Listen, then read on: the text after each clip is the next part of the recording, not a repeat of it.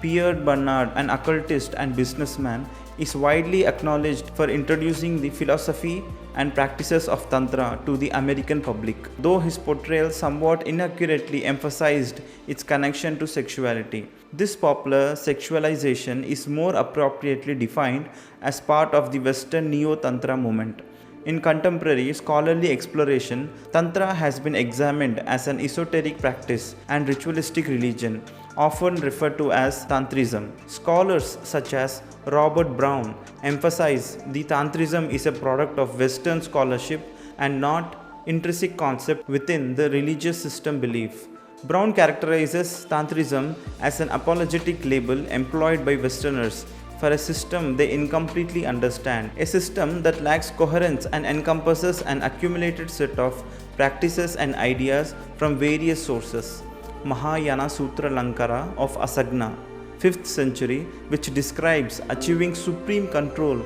This reversal could involve withholding ejaculation, and scholars like David Snellgrove and Samuel suggest that sexual yoga may have been practiced in Buddhist circles.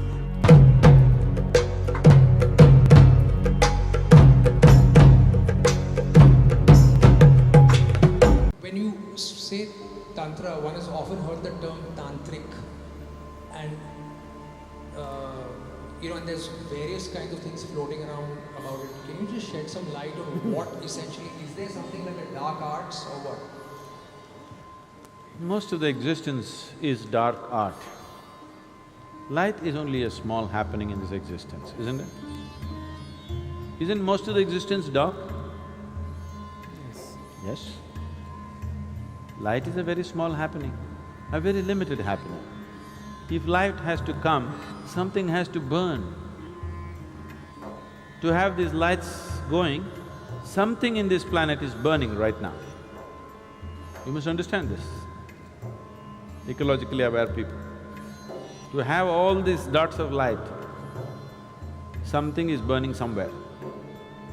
We say the bulb is burning, that is also burning, but something else is burning to keep this burning, isn't it? This is the way of the light.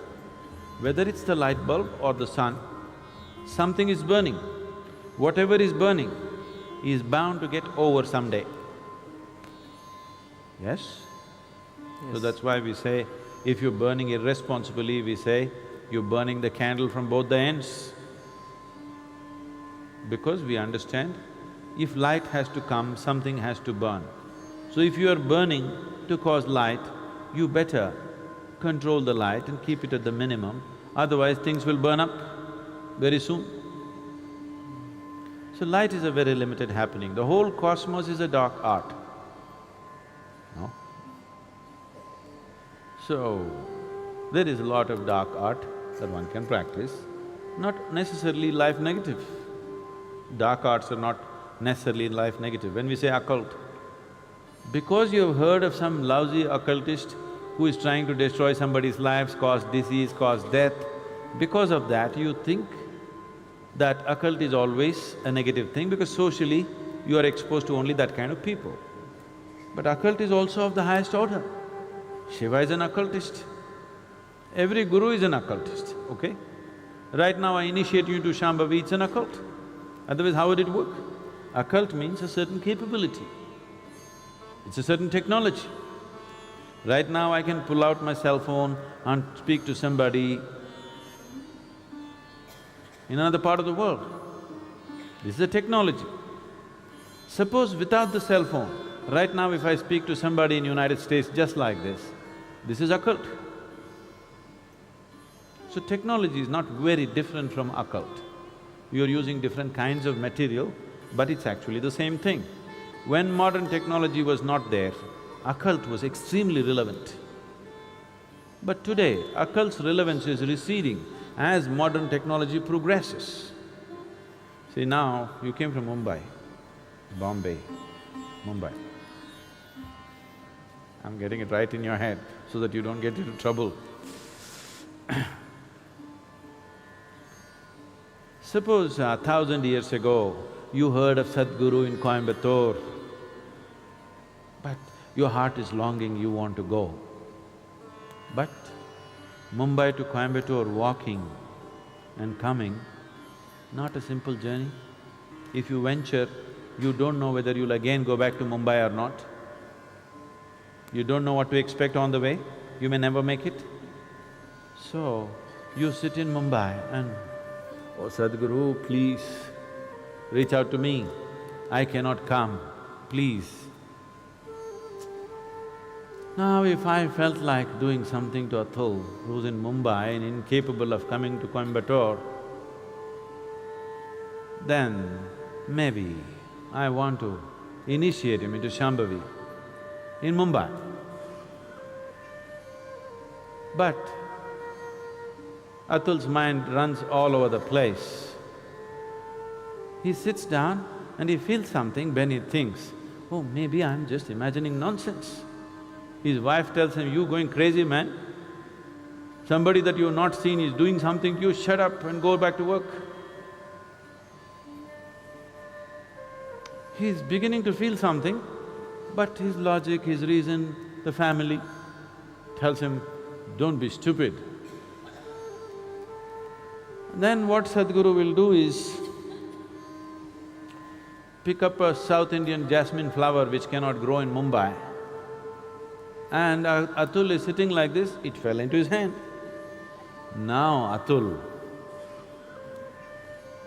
now he will sit ready for Shambhavi, to be initiated, because one jasmine flower was delivered. But today, I would rather call you and say, "Come," or send somebody with a brochure and say, "Come and get it here." Or if I want to send you a jasmine flower, I'll use DHL.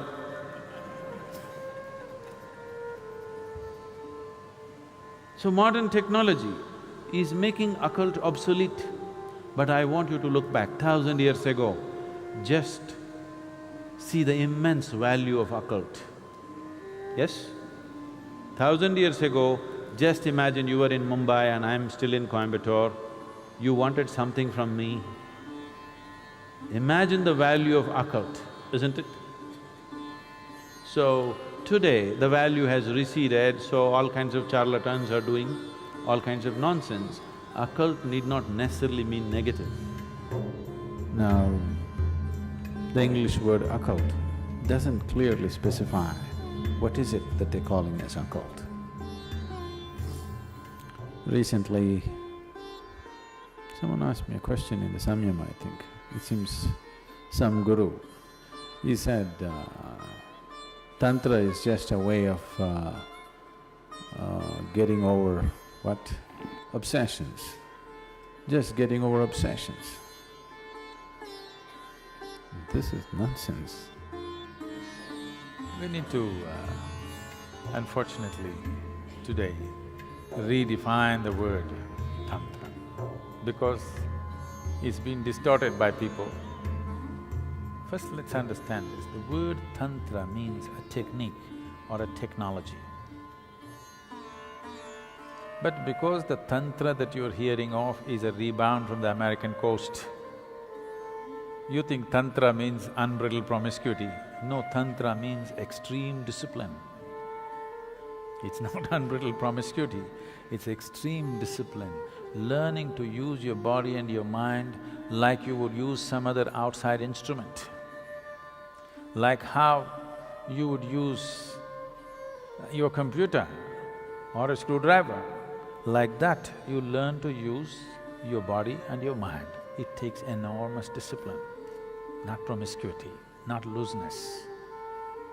Tantra is not things, the books they have written largely by Western authors, all kinds of things. No, Tantric texts are of extreme discipline, not of any kind of looseness. Because they're talking about the body, and right now the modern societies, if you say body, they're fixated about reproductive organs in the body and nothing else about the body. So if you say body, they're only thinking of a few body parts, they forgot the brain. Because they're only thinking a few body parts, they're thinking about sexuality and nothing beyond that. It is about learning to use the body like a phenomenal mechanism, and it is. If you do not know how to use it, what will you do here? If you do not know how to use your physical self and the energy behind it, what will you do? You will have no impact on anything. So this is Tantra. Tantra is a mystical yogic tradition that originated on the Indian subcontinent around the middle of the first millennium CE, flourishing in both Hinduism and Buddhism. In Indian traditions, the term Tantra encompasses any systematic and broadly applicable concept, text, theory, system, method, instrument, technique, or practice.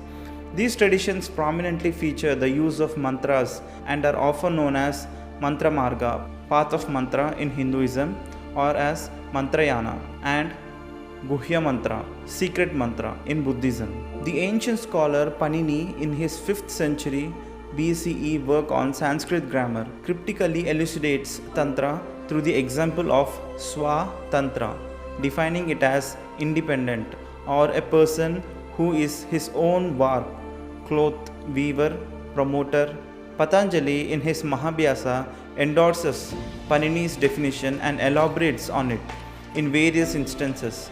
He interprets the metaphorical meaning of warp, extended cloth, in diverse contexts, asserting the term Tantra signifies the principal or main aspect. Patanjali further breaks down Swatantra as a compound of Swa, self, and Tantra, defining it as one who is self-dependent, one who is his own master.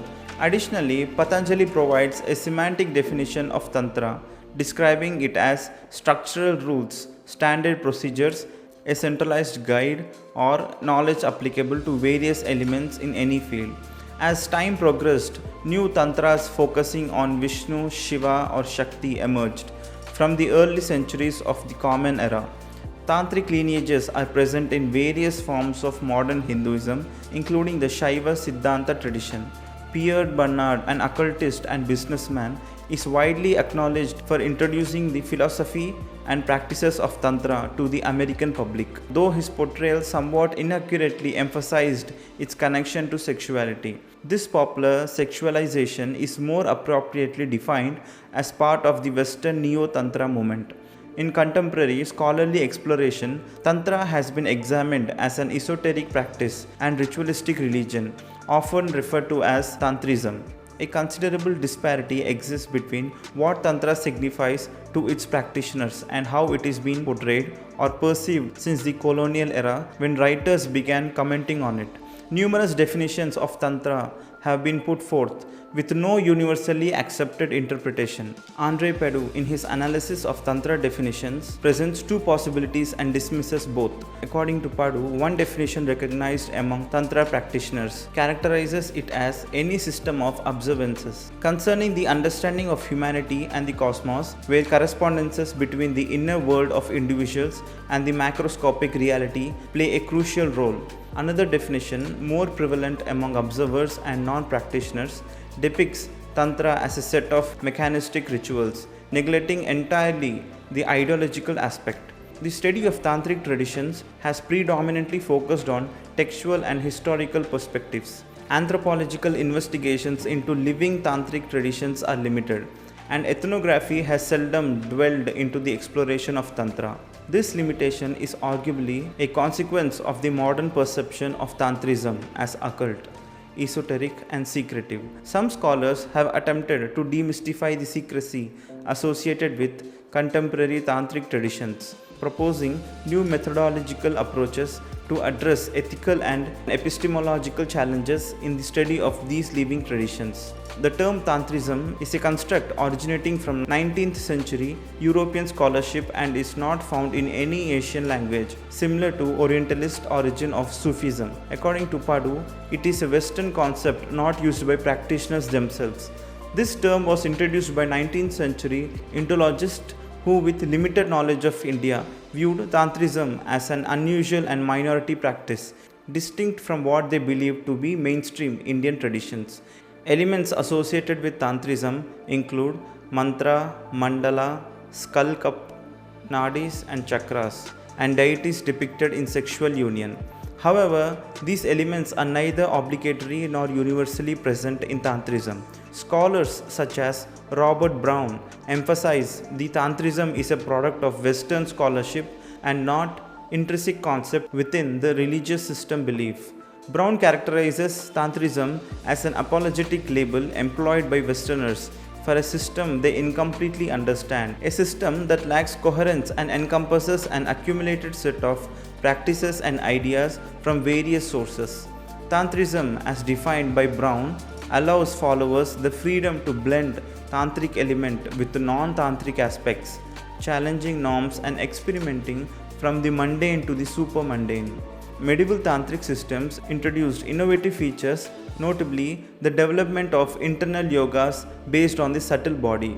This subtle anatomy posited channels, nadis, in the body through which substances or energies flowed. Yogic practices involving moving these energies or clear knots or blockages and direct them to the central channel. These practices are closely linked to sexual yoga or sexual intercourse, was perceived to stimulate the flow of these energies. There's a suggestion that these subtle body practices might have been influenced by Chinese Taoist practices, according to Samuel. The early mention of sexual yoga practice is found in the Buddhist Mahayana Sutra Lankara of Asagna, 5th century, which describes achieving supreme control. This reversal could involve withholding ejaculation, and scholars like David Snellgrove and Samuel suggest that sexual yoga may have been practiced in Buddhist circles during this period, even if not in the transgressive tantric context where it later became more prominent. In the 7th and 8th centuries, substantial evidence emerges for sexual yogas distinct from earlier Upanishadic sexual rituals associated with Vedic sacrifice and mundane purposes like childbirth. Unlike their predecessors, these sexual yogas are linked to the movement of subtle body energies such as Kundalini and spiritual goals. This development occurs simultaneously in both Saiva and Buddhist circles and involves figures like Tirumular, Goraknath, Virupa, and Naropa.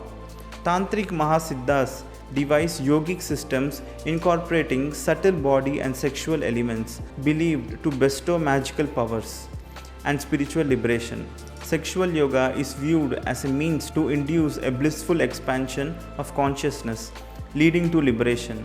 Jacob Dalton notes that ritualized sexual yoga, including the consumption of sexual fluids in Buddhist Mahayoga Tantras such as Guhya Garbha and Guhya Samaja.